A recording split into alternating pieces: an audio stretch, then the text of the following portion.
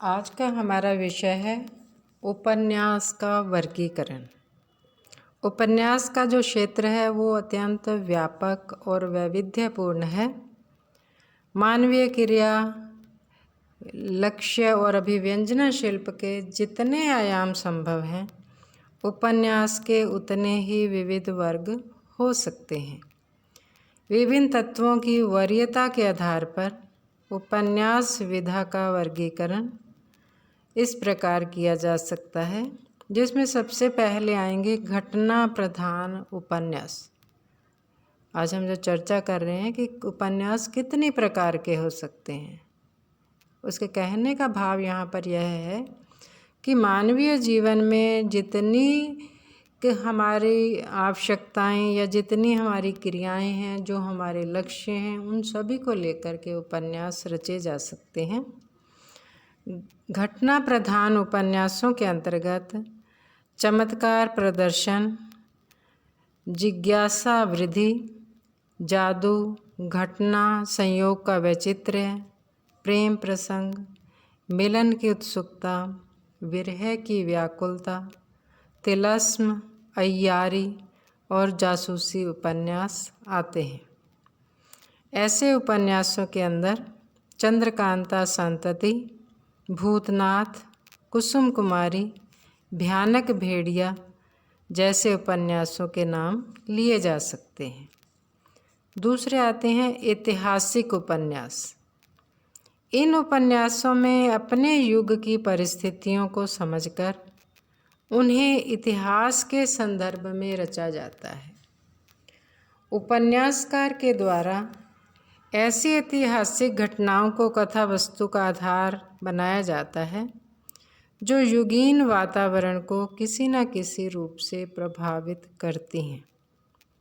इस परंपरा में झांसी की रानी, मृगनयनी, इरावती, वैशाली की नगरवधू, मुर्दों का टीला, दिव्या, अमिता, सुहाग के नूपुर इत्यादि उल्लेखनीय उपन्यास हैं। तीसरे आते हैं चरित्र प्रधान उपन्यास। जैसे इनके नाम हैं उसी प्रकार के इसके अंदर चित्रण होता है। चरित्र प्रधान उपन्यासों में पात्र की कुछ विशेषताएं प्रारंभ में ही बता दी जाती हैं। बाद में घटित होने वाली घटनाओं पर उन विशेषताओं की छाप होती है। जैसे सेवा सदन की सुमन किसी भी अवस्था में वही रहती है जो वह है। चरित्र प्रधान उपन्यासों का दूसरा रूप वह होता है जिसमें परिस्थितियों के फेर में पड़कर पात्र कोई सा भी मानवोचित रूप धारण कर सकता है। जैसे उदाहरण के रूप में सोमा, जो कि मनुष्य के रूप की नायिका है।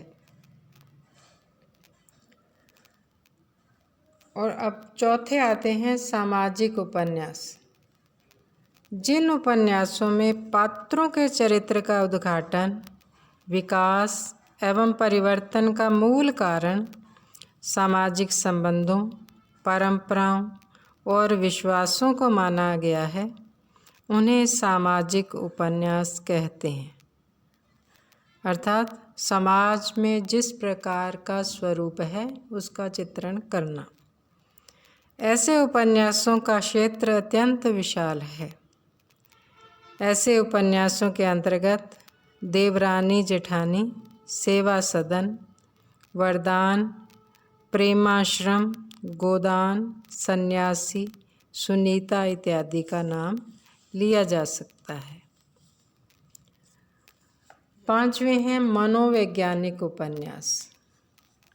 मनोवैज्ञानिक उपन्यासों में चित्रित जीवन के मूल में विद्यमान मानसिक शक्तियाँ, प्रवृत्तियाँ और विकृतियों को विशुद्धता के साथ आंका जाता है।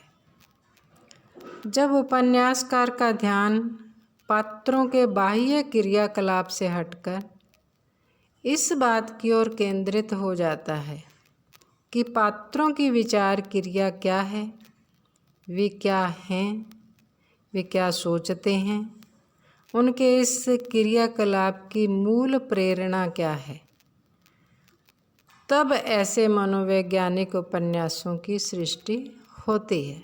जब हम उसके बारे में उसी रूप में सोचना प्रारंभ कर देते हैं।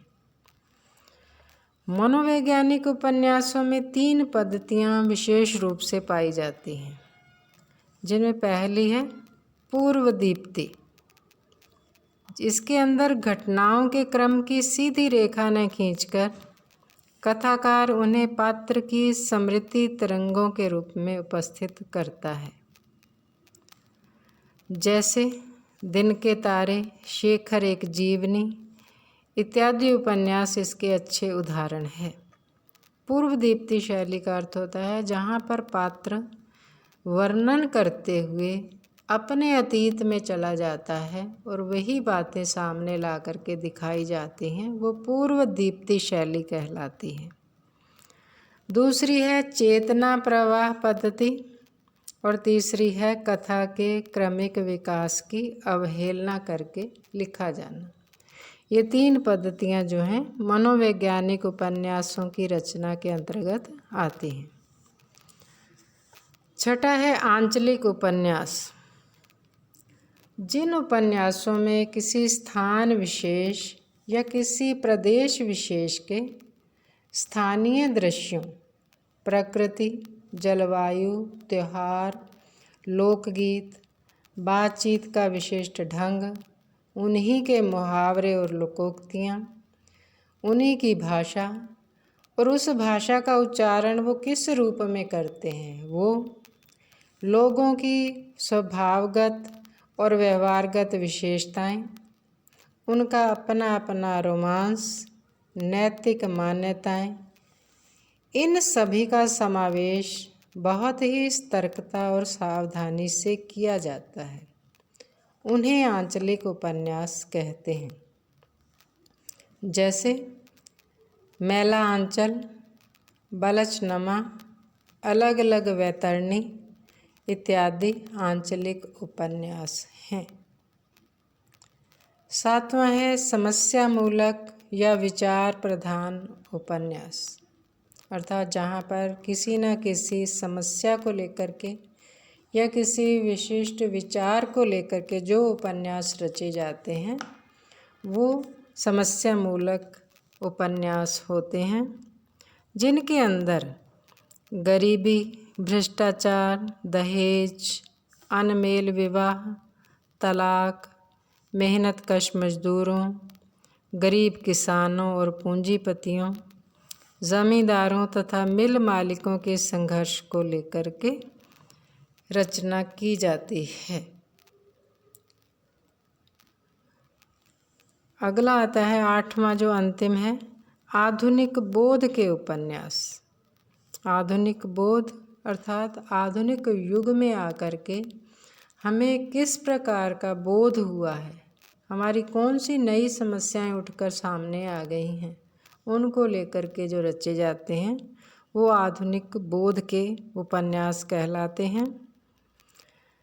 जिस प्रकार यंत्रीकरण हुआ, 2 महायुद्ध आए और 2 महायुद्धों के पश्चात अस्तित्ववादी चिंतन का स्वरूप सामने आया और उससे जो पैदा हुई आधुनिकता, उस आधुनिकता की जो स्थितियां बनी उनको लेकर के भी उपन्यासों की रचना हुई, जिसमें व्यक्ति की जो यंत्रीकरण से प्रभावित हुए हैं, किस प्रकार की समस्याएं उत्पन्न हुई हैं, उनको लेकर के नवीन जो नए बोध सामने आए वो आधुनिक बोध के उपन्यास हैं, जिनके अंदर उदाहरण के रूप में अंधेरे बंद कमरे, न आने वाला कल, वे दिन, मछली मरी हुई, दूसरी बार, एक पति के नोट्स, अपने से अलग, यह पथ बंधु था, नदी यशस्वी है, राग दरबारी, आपका बंटी, तमस, मुर्दागर, इत्यादि उपन्यासों का नाम लिया जा सकता है। ये जो 8 तरह के उपन्यास बताए गए हैं, इसके आधार पर उपन्यासों का वर्गीकरण किया गया है। धन्यवाद।